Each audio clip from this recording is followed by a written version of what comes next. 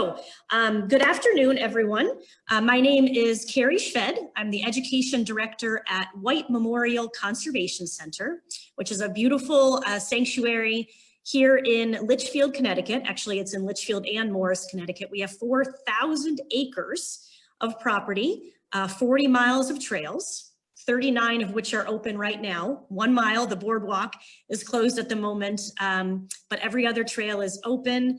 And the grounds are open. The museum will not be open until further notice, but please come out and enjoy this amazing property. And if you've been tuning into these programs, or if you find you like what you see here today, we would appreciate it more than ever if you would like to become a member of White Memorial. It's only $40 for an individual membership, $60 for a family membership. There's also corporate memberships and even library memberships. So head on to our website, whitememorialcc.org, and you'll find all of our information about becoming a member or just making a one-time donation. We would very, very much appreciate it. And I hope that I can share some good information with you today. Today, obviously, is all about woodpeckers. And to be honest with you, the reason why I thought of doing this program was because when everything shut down and we weren't able to do in-person programs anymore, I wanted to provide the same sort of experiences virtually. And I love birding.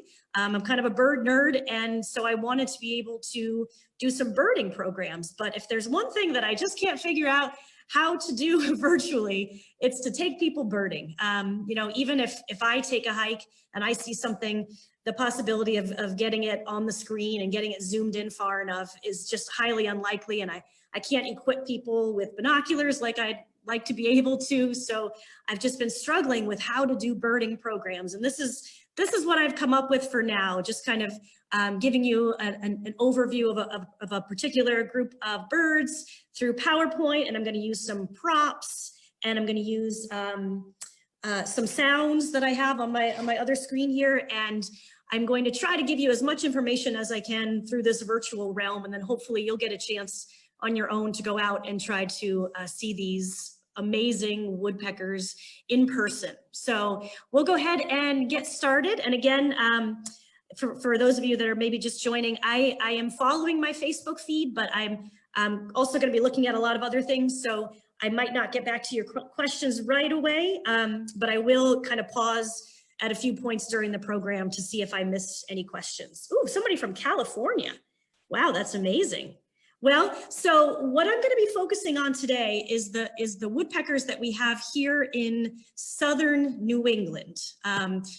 There are actually about 200 species of woodpeckers worldwide. And of course, even in our own country, there are different species of woodpeckers in different regions. For instance, California definitely has a different set of woodpeckers than we do. So I'm really going to be focusing on the ones that we find here in southern New England. But if anyone from other places wants to pipe in with any cool information about those other species, please feel free to do so. And I will be going over some general information about the family of woodpeckers, or I guess I should say the order. So some of this will apply no matter what species you have in your area. So here we go. Woodpeckers have these amazing adaptations that we're going to go over that kind of put them all in the same group. And New England has about six, sometimes seven if you include one, but mostly 6 species of woodpeckers that inhabit this area on a regular basis. And in general, they definitely like to eat insects, but also they'll go after acorns and wild fruits and berries. Sometimes they'll even eat the inner bark of trees, or the cambium, the stuff that gives them some nutrition. So that's their main diet. Most species of woodpeckers will breed around April, May, and June. And the fledglings will then leave early summer to midsummer.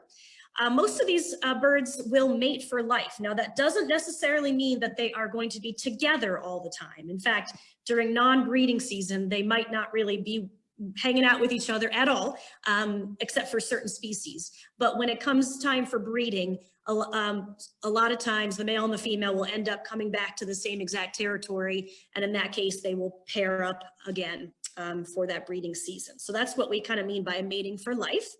The males will share incubation duties. So that means the males will sit on the nests as well. And sometimes they will rotate based on the time of day or the time of night, with the males often taking the night shift on the eggs and then switching for the daytime.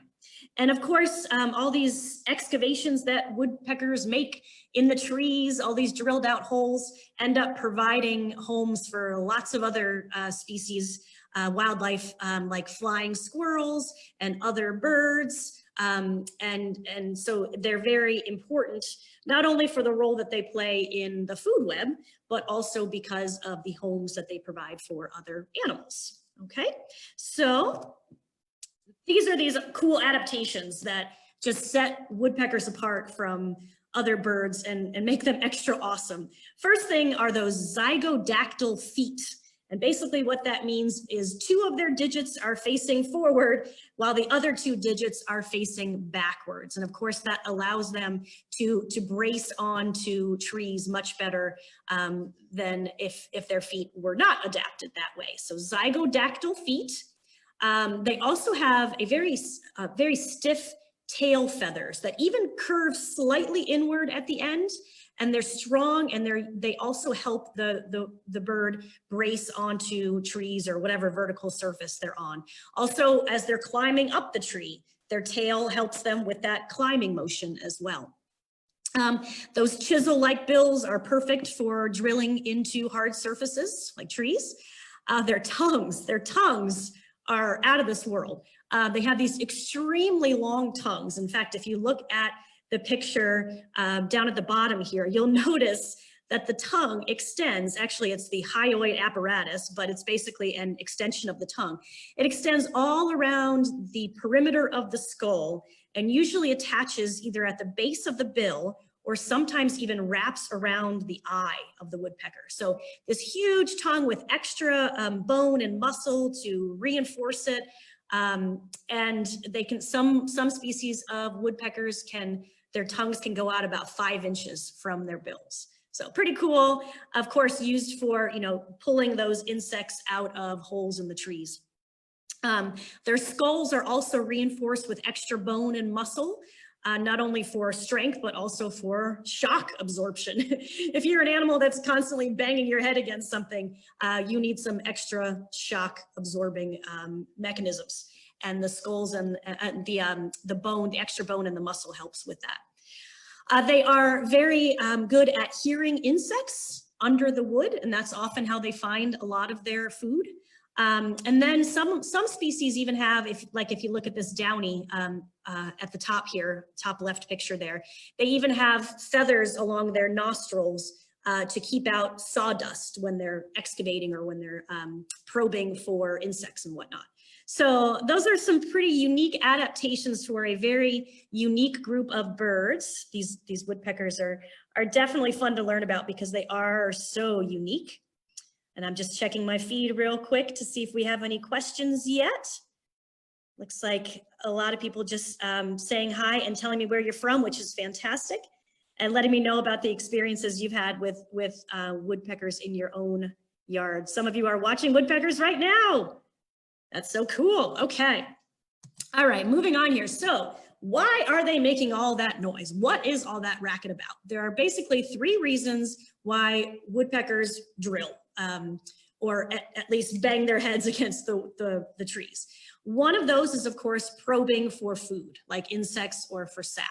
The next thing would be if they are excavating a cavity for a nest or a roosting spot. And you can see in the picture here, there is actually a really nice looking illustration of a woodpecker cavity. And then there's a more real life image next to it. So not only are they excavating into the tree, they're also excavating down into it, sometimes even over a foot down into that tree to make a nice little nook for the eggs. And I have a really cool prop here I want to show you. Let me make my picture a little bit bigger for just a second so that I can show you this. Okay, so I don't know when this was collected or how long it's been here at White Memorial. longer than I've been here. I can tell you that for sure. And this is likely the nest of a downy woodpecker based on the size of the hole. And we'll talk a little bit more about the holes, you know, which species make which kind of holes in a little bit. But this is what I wanted to show you though. Check this out. So somebody was able to separate this just to give you a really good image of once the woodpecker drills into the tree that way, then they're going to end up excavating this whole big section here for their nest.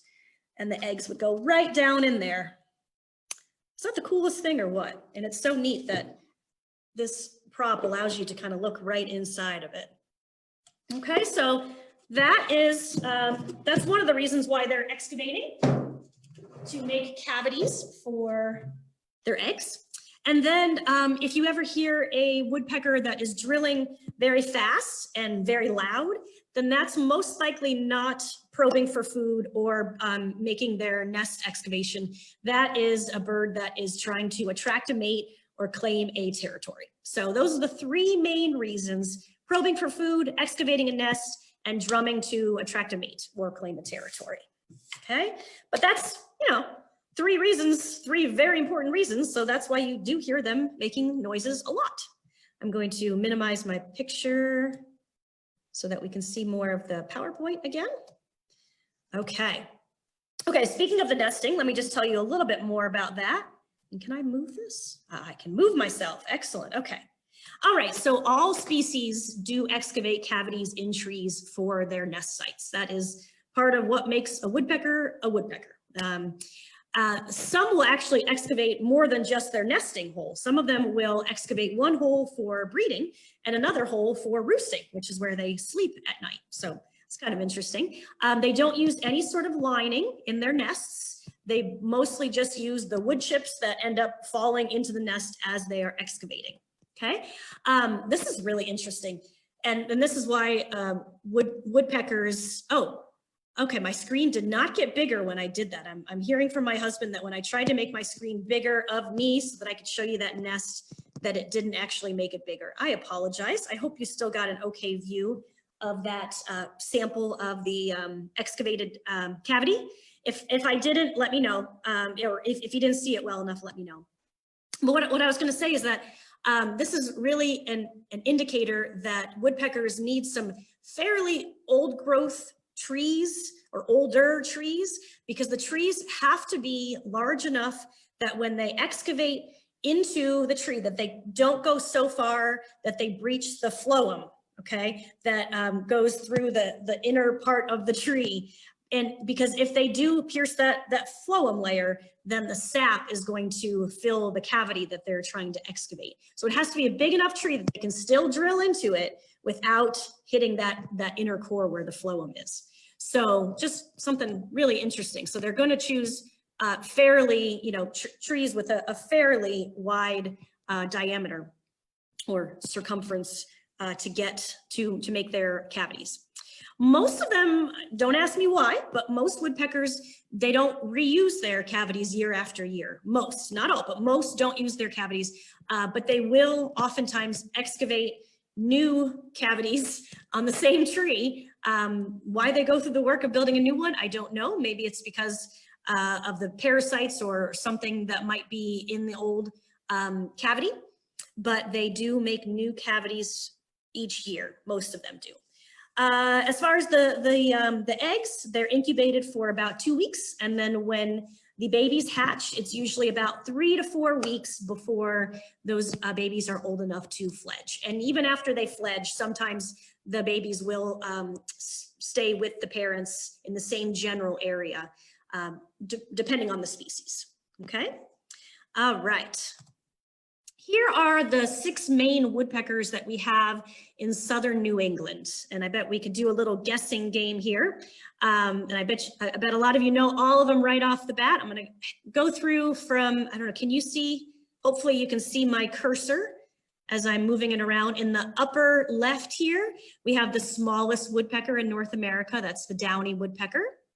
And then we move over here, and we have the largest current woodpecker in North America, the Pileated Woodpecker. Over here, we have one called the Redbellied Woodpecker, which we all know is a strange name for a woodpecker where you can hardly ever see any red on its belly, but we'll talk about why that is in just a little bit. Down here in the bottom left-hand corner, we have a Yellowbellied Sap Sucker. In the middle of the bottom, we have the Northern Flicker. The subspecies we have here in New England is the yellow-shafted Northern Flicker. And then over here on the bottom right, hairy woodpecker, often mistaken for the downy because of its similar appearance, but we'll talk about ways to tell the difference between the two. Okay. All right, I am going to go ahead and move on. I'm just once again checking to see if there were any questions that I missed. Can't hear the video. Oh, and other people are saying that you can hear the video. Okay, hopefully we're all able to hear the video okay. And yes, this is being recorded, so we can post this, well, just as Facebook, it will post anyways after the program is done, okay? All right, let's start with that downy woodpecker. And you see a very nice picture here on the top of a female downy woodpecker, but I also have a mount here just to give you an idea of the size. They're usually only about 4 to 6 inches, okay? And so they are the smallest woodpecker in North America. This one is also a female. The way you can tell the male from the female, at least with the adults, is whether it has a red patch on the back of its head. So in this case, this is a female. The top picture up there is also a female. The one down below is a male downy woodpecker. These birds are really, they really kind of specialize in eating spiders and ants and caterpillars that they grab from or that they glean from the trees and the crevices of the bark. They're not really known for drilling too far into the trunks to get to their bugs. They tend to just find them on the surface of the trees or just slightly underneath, like pulling back, you know, one layer of bark and being able to find those bugs right there. This is kind of interesting. There's a little bit of differentiation in where the males and females feed.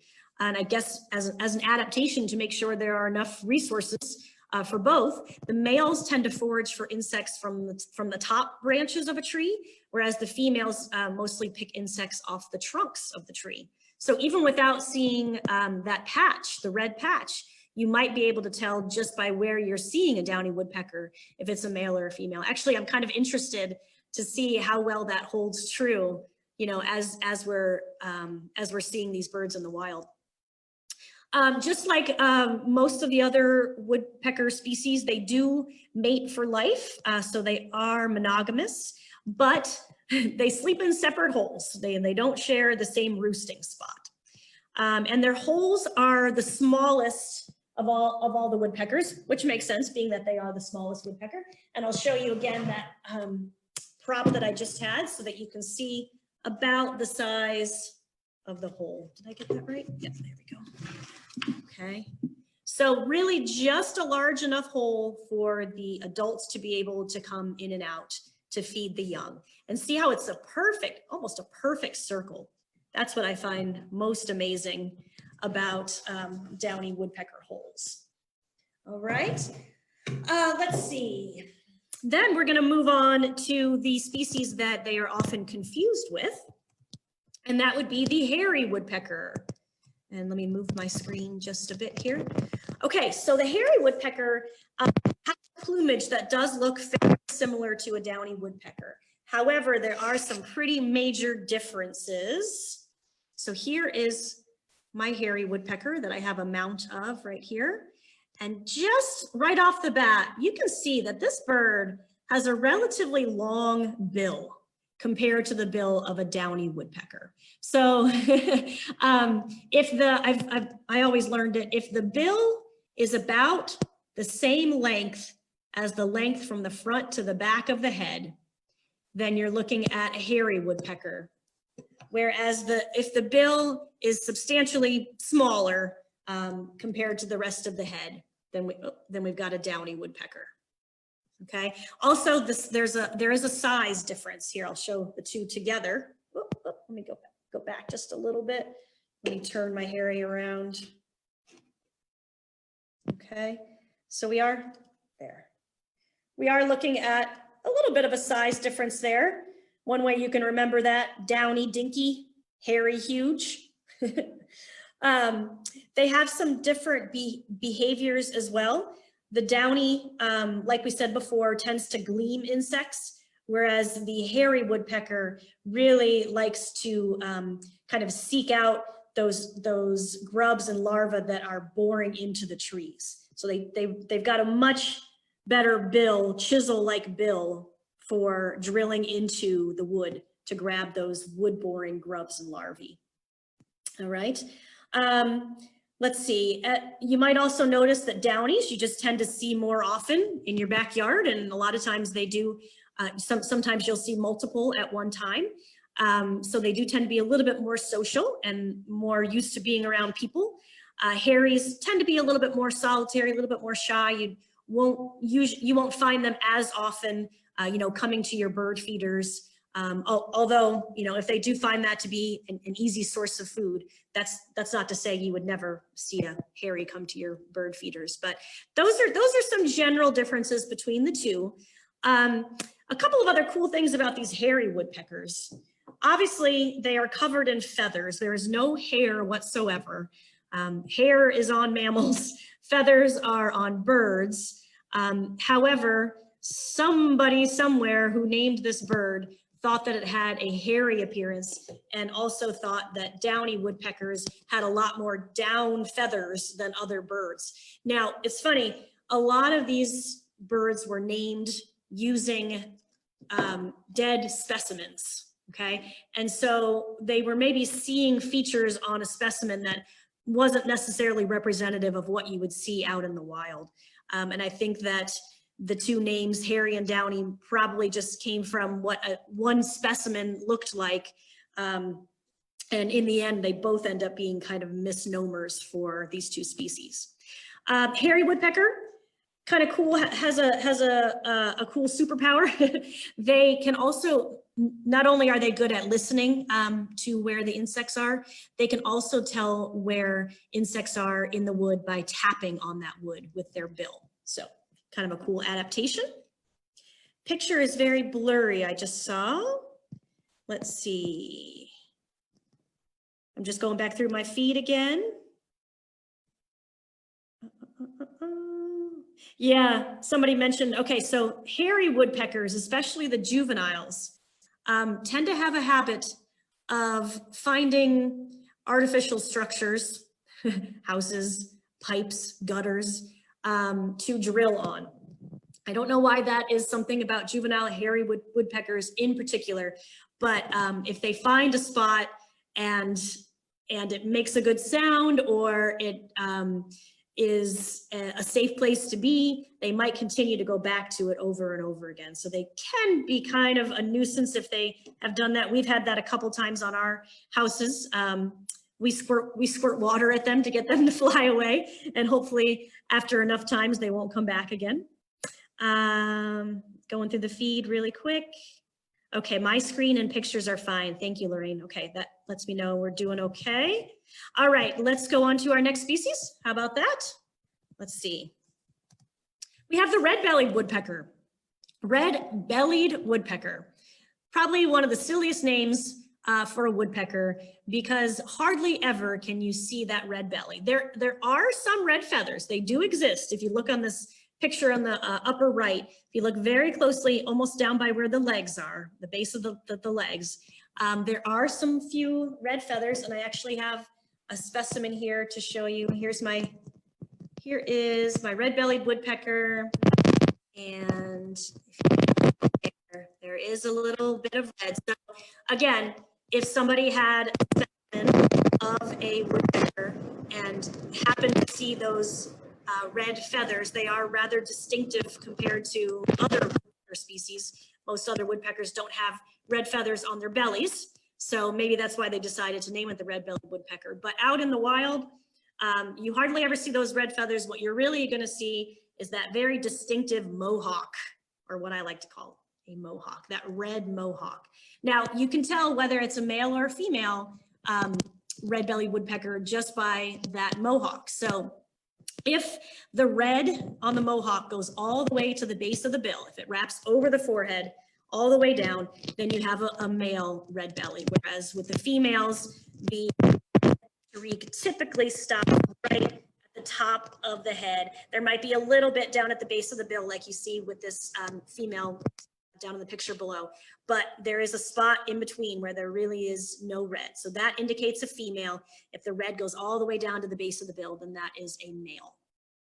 Okay, so that's kind of cool. They are also definitely distinguished by almost those zebra-looking stripes on their backs. This is one species that is known for caching its food. Caching basically means storing. So they're going to go out and collect things like acorns, sometimes even large insects, and they will store them in places. They will cache them in spots in the trees, and that's what they can use as some of their winter food. If they're struggling to find food during the winter time, they will go back to their caches. These birds are doing quite well in the wild. In fact, their populations seem to be on the increase as certain states like Connecticut tend to, we're getting more reforested, and the more, once again, just like with most woodpeckers, the more older trees that you have in an area, usually the more optimal habitat for those woodpeckers. Okay. Oh, interesting. Some interesting suggestions I'm seeing here. Somebody said we're using mirrors to keep the woodpeckers away from our roof. That's something to try for sure. Okay, cool. Yeah, you guys definitely can share your tips with each other for how to keep woodpeckers from pecking on your house. Okay, so that's basically what I wanted to make sure I showed you about the red-bellied woodpecker. Was that red mohawk. Okay.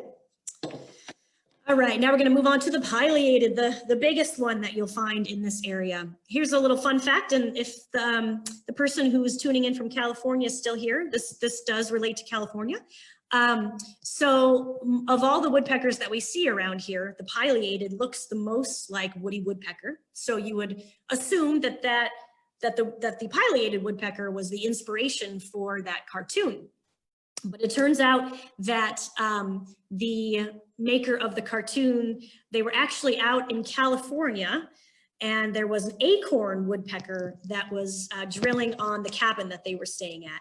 And they were getting really annoyed by the acorn woodpecker, and they decided to turn, that's when they decided to make a cartoon about woodpeckers. So it was really the acorn woodpecker that started it, but the cartoonist admits that he definitely used artistic license and probably brought in features from other woodpeckers as well. So I definitely think that woody woodpecker looks more like a pileated woodpecker than an acorn woodpecker, but I can see features of both. And acorn woodpeckers only live out west. We don't have them around here. You probably heard me saying pileated. Either one is acceptable. I've always just grown up saying pileated, but pileated is perfectly fine as well. They are also a species where you can tell male or female based on how far the red goes down on their forehead. So once again, with the males, the red goes all the way to the base of the bill, and with the female, it stops short of that.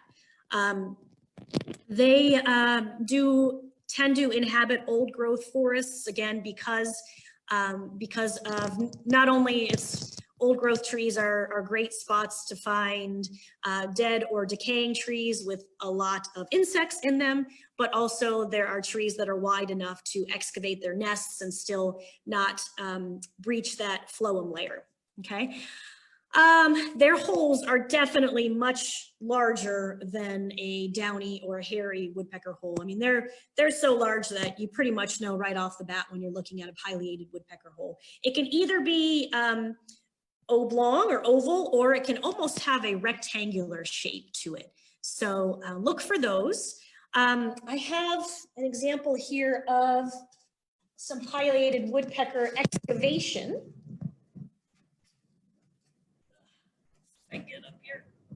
Now these aren't necessarily holes for nesting cavities. These are just holes where they drilled in to try to find the insects, and their main diet is definitely they like carpenter ants, and they like boring beetles.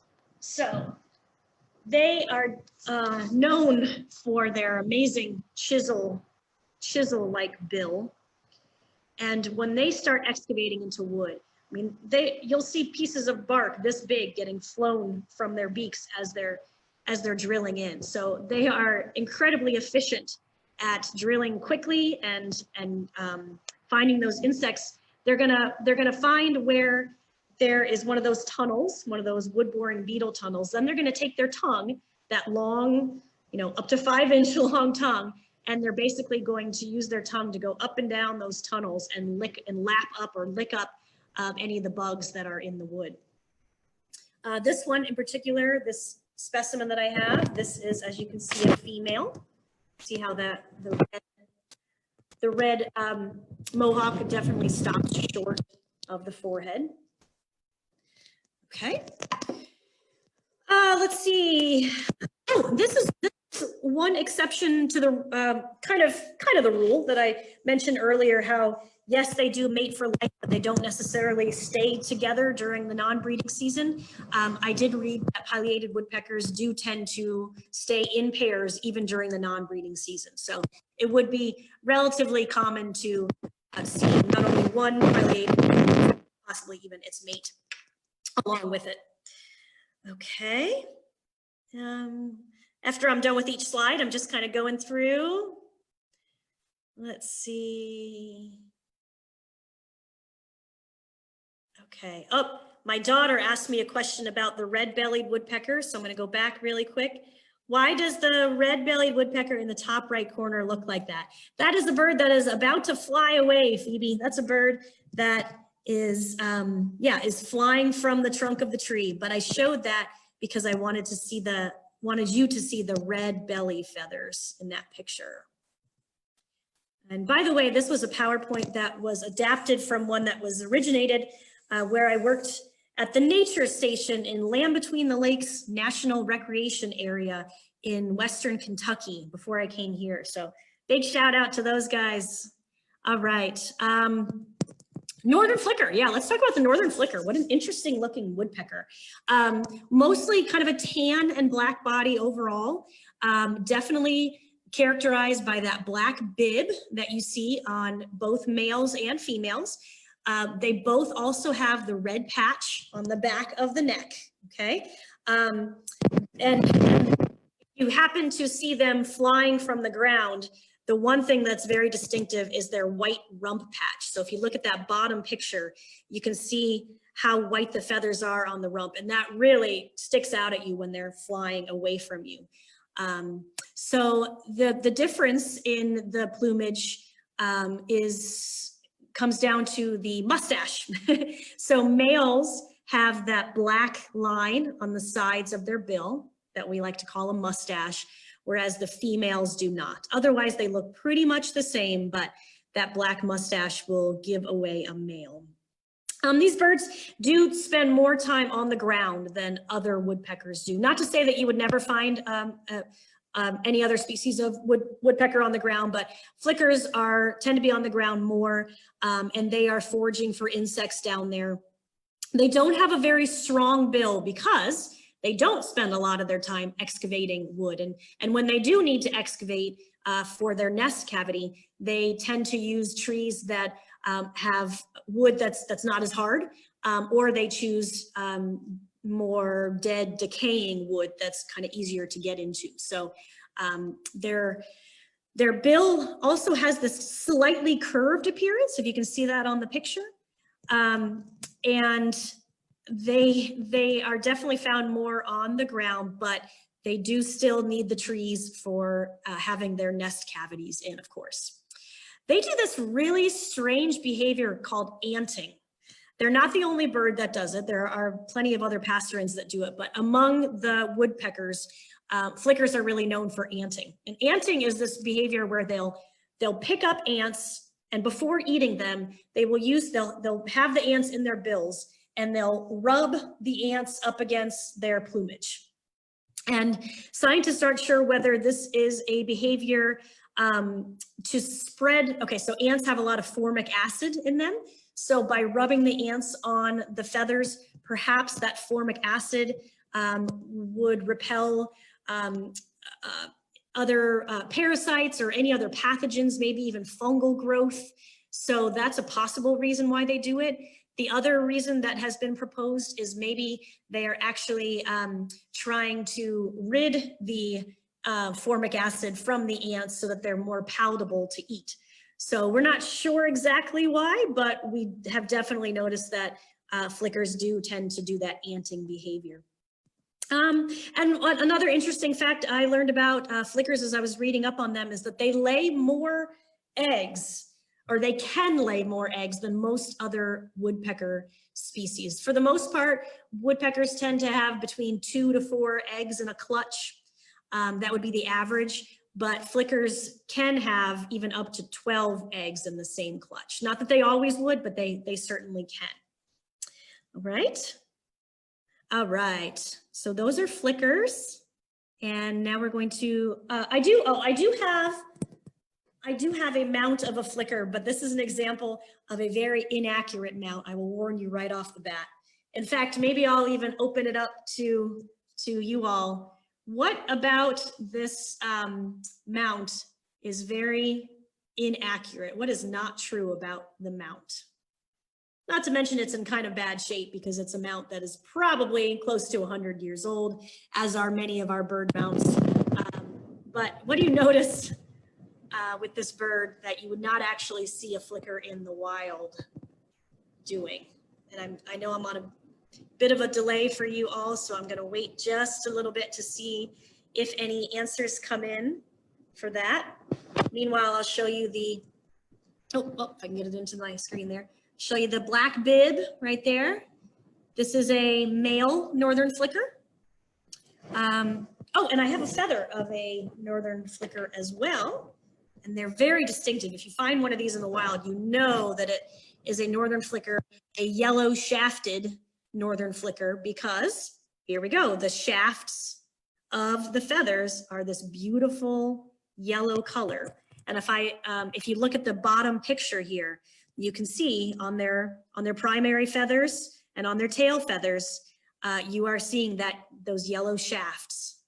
So I find these actually pretty commonly, and I'm not sure if it's just because that yellow color kind of just sticks out when you see it on the ground. If anyone else has ever found these, let me know. They're really cool to find.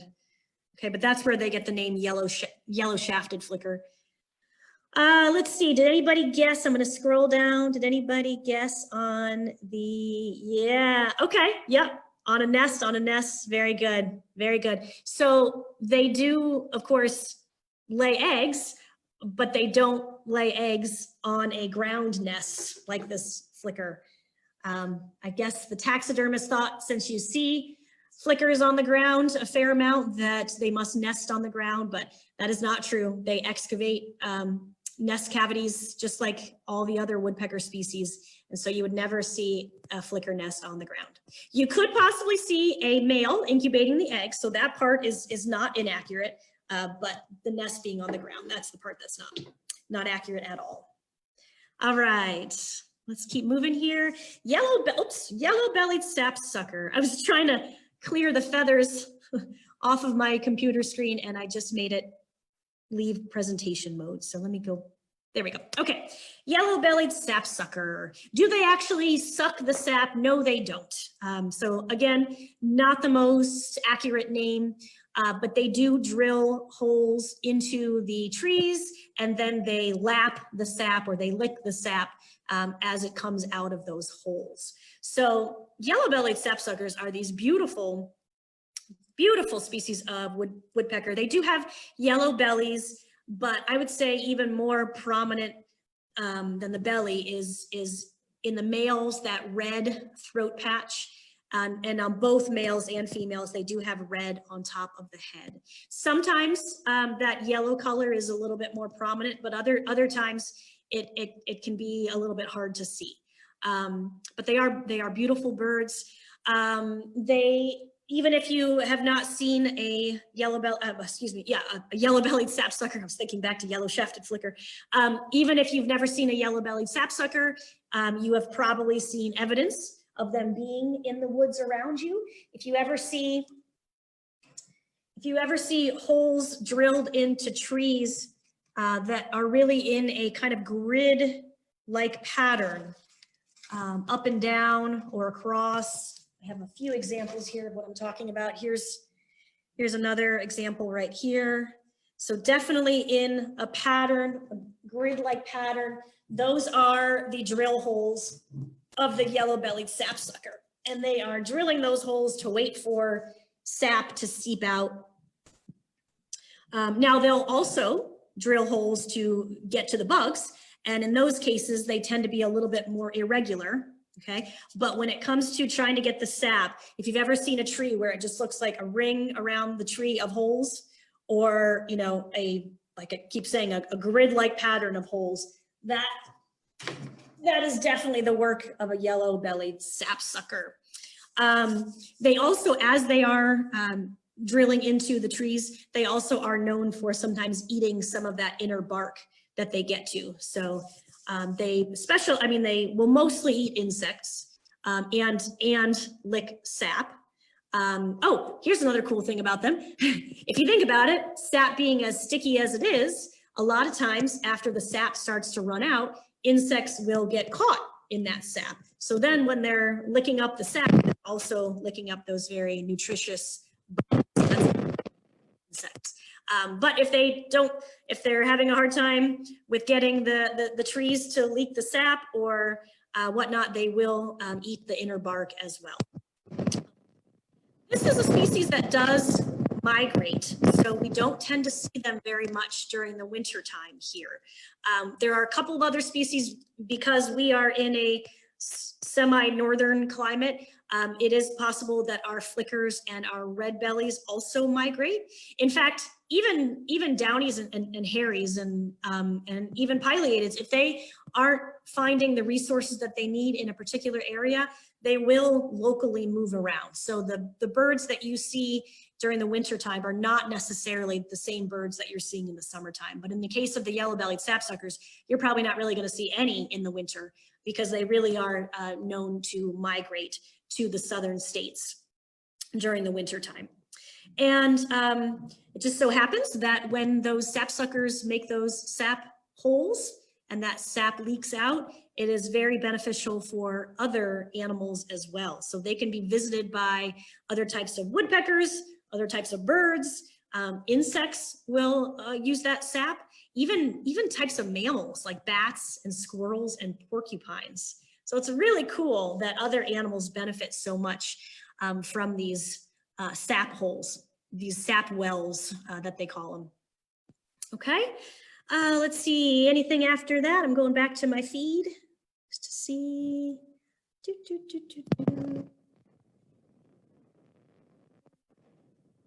All right, so those are, I think I covered. Oh, I didn't show you my mount of my sapsucker. Here we go. It's kind of an interesting mount. They kind of showed it. Oh boy. Obviously not the most stable mount.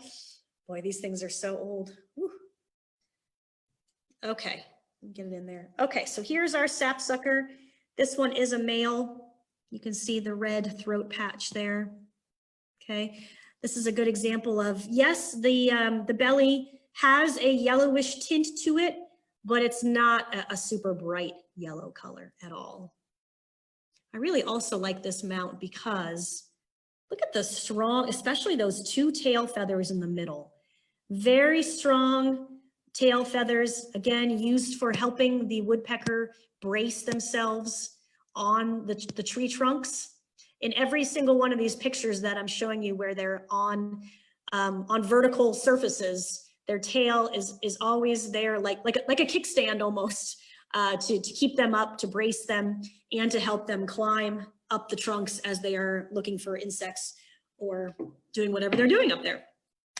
Okay, now I think I saw a little bit of discussion on the feed about red-headed woodpeckers.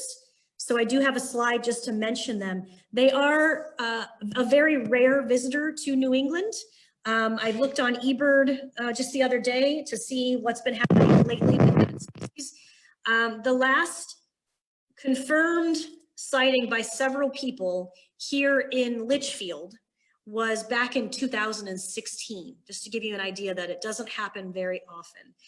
There was somebody that posted a red-headed sighting last week, and that was in Tolland, but I don't know that that sighting has been confirmed. There was no picture to go along with it, so that may or may not end up getting confirmed. So it's definitely one of those birds that's rare enough in this area that when it is sighted, it definitely catches the attention of several birders, and it'll be one of those birds that people will come from miles around to see. When we lived down south, they were very common. They were one of the more common species that we had in the woods in Western Kentucky. But up here in New England, it would be you'd be very lucky to see a red-headed woodpecker. And they are beautiful, beautiful. I do have a mount of one. I mean, the picture shows them off very well, but also here's the mount. In this species, the males and the females look the same. No real difference. Although immatures, as you can see in the picture, in the bottom right, immatures don't have the red head yet, so they will look very different from the adults. But once they get to fully grown adults, the males and the females do look the same. And this species, unfortunately, is on the decline in many areas. It's a species that is unfortunately a little bit more susceptible to competition from other birds, especially starlings that will use their nest cavities. So that is partially, besides habitat loss and things like that, starlings and other competitors seem to be a bit of an issue for red-headed woodpeckers in this area, or I mean in the areas that they inhabit. All right, let's see what else here. Okay, as far as our relationship with woodpeckers, besides just they're amazing and we like to see them out in the woods, we do have to think about the fact that we are unfortunately the worst enemies of woodpeckers.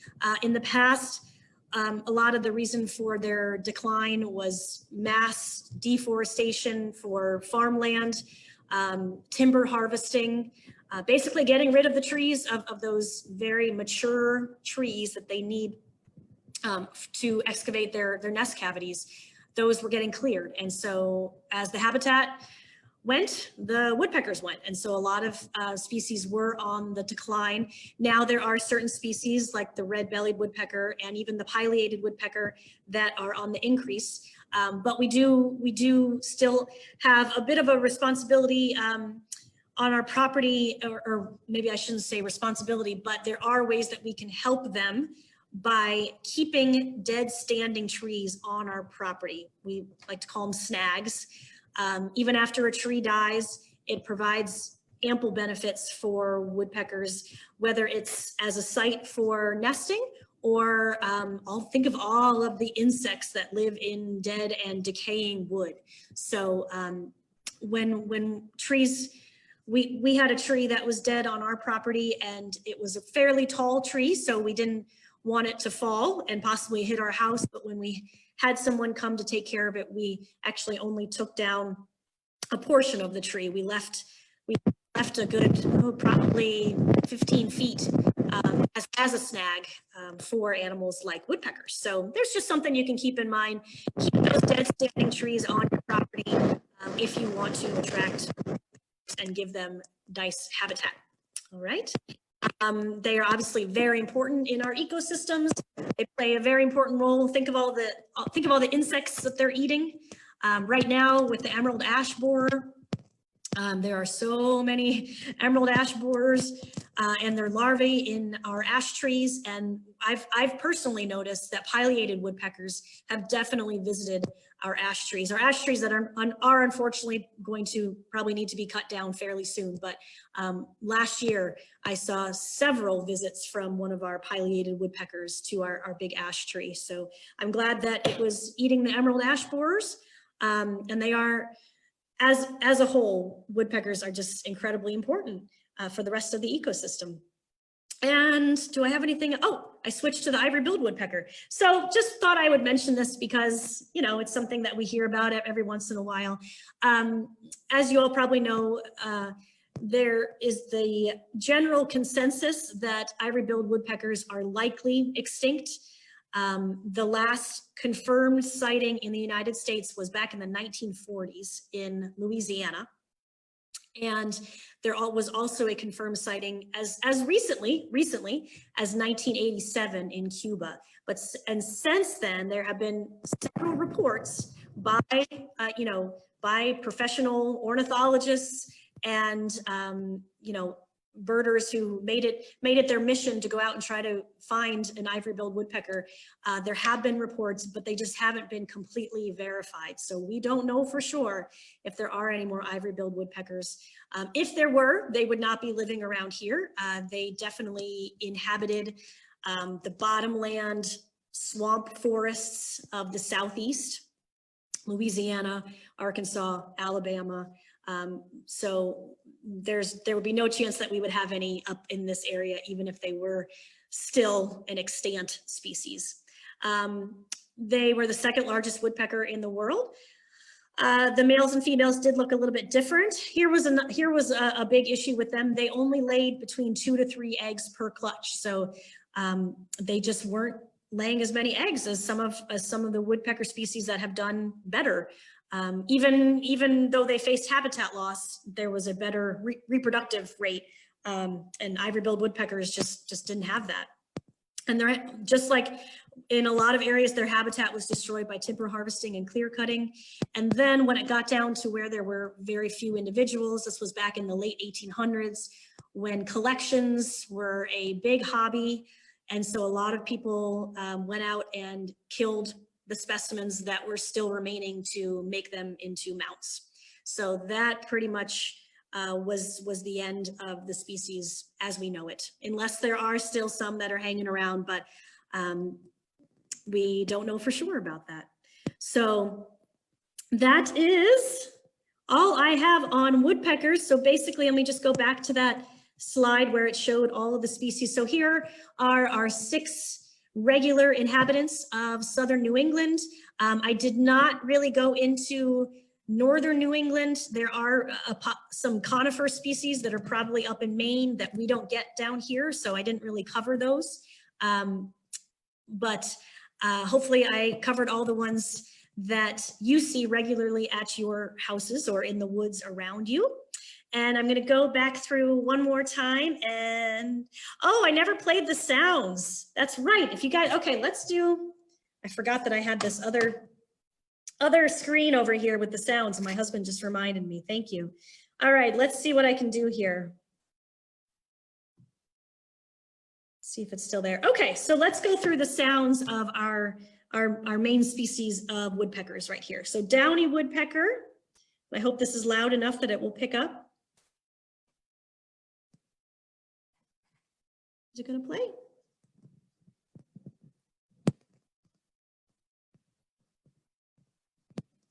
Oh, I believe I need to turn my Wi-Fi back on. I had a little technical difficulties. My computer wouldn't start right before this program started. And so we had to kind of rush to get things going, and we did it. But in the meantime, I failed to get this going. So here we go. Should work now. Unless it won't refresh. Sorry, everyone. Stick around if you want to hear some woodpecker sounds.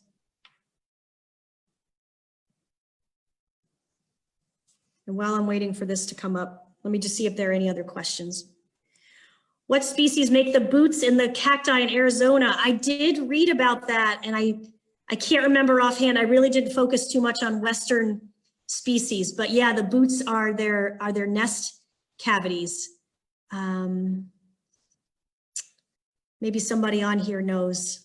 If you happen to know which ones make the boots in the saguaro cacti, let us know. Let's see what else we have. Thank you guys so much for joining us today. Everything is resetting on here. Let's try it now. There we go. For anyone that's still on the program, can you hear that picking? Pick, pick, pick. That is the sound of the Downy Woodpecker.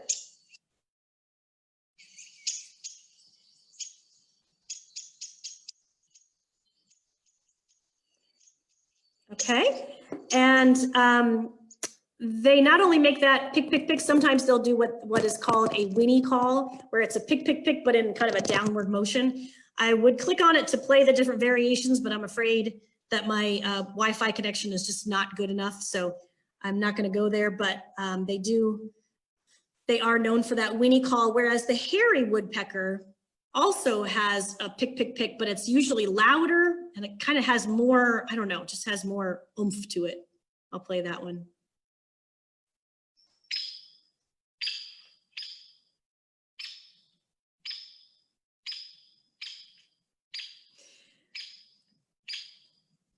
Okay, and theirs is more of a chatter than a whinny. When they do make the chattering sound, it doesn't go down kind of like the whinny of a Downy woodpecker. A flicker, here's what a flicker sounds like.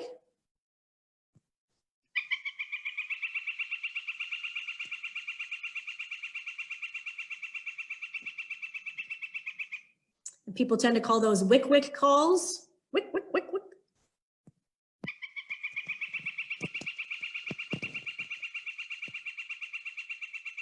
And I have to be honest with you, I often get the northern flicker confused with the sound of the pileated woodpecker, which sounds similar in my mind, but I have read, or I've been told, that the pileated's sound is a little more irregular in its pattern than the northern flicker. I'll play.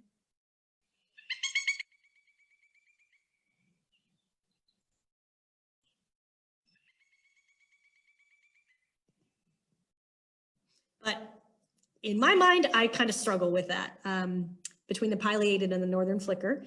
And then we've got the red-bellied woodpecker.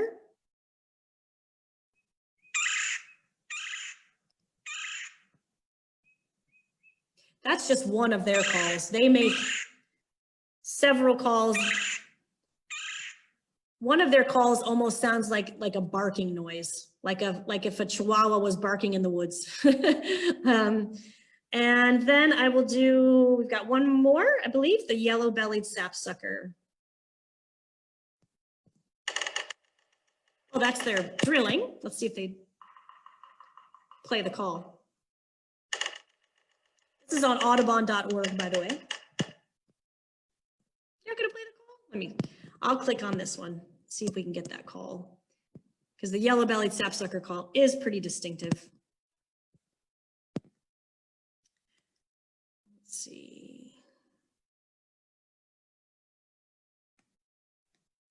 Mews, that's what we want to hear. We want to hear the mew.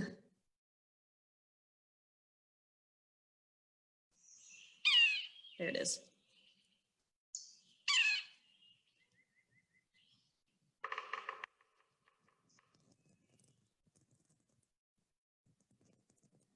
Okay. Does everybody hear that? All right, I'm going through the feed again. And I don't see any other questions. I always wondered if there was a significant anatomical difference between the ivory and the pileated. Size. The ivory-billed is bigger than the pileated. And the plumage is a little bit different as well.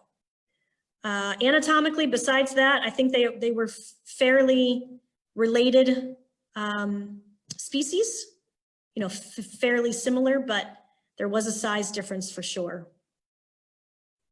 And okay, I'm going to go back through after I turn everything off here, and I will make sure I get to any questions that anybody else may have had.